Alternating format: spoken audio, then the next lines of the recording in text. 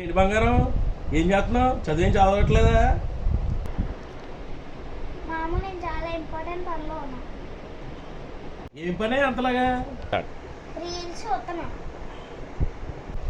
అది కూడా ఓ పని అయినట్టే. అవును మాము, నా ఫ్యూచర్ కోసం. అది ఎలానే?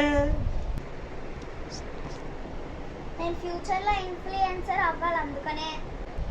సరే ముందు చదువు కంప్లీట్ చేయొచ్చు కదా. మాము నాకు ఒక డౌట్. డౌటా? అడుగు.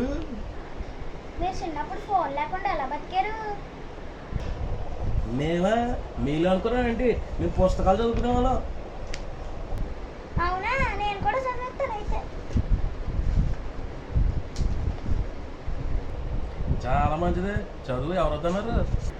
అయితే దానికంటే ముందు నాకు ఒక రీల్ తీయాలి.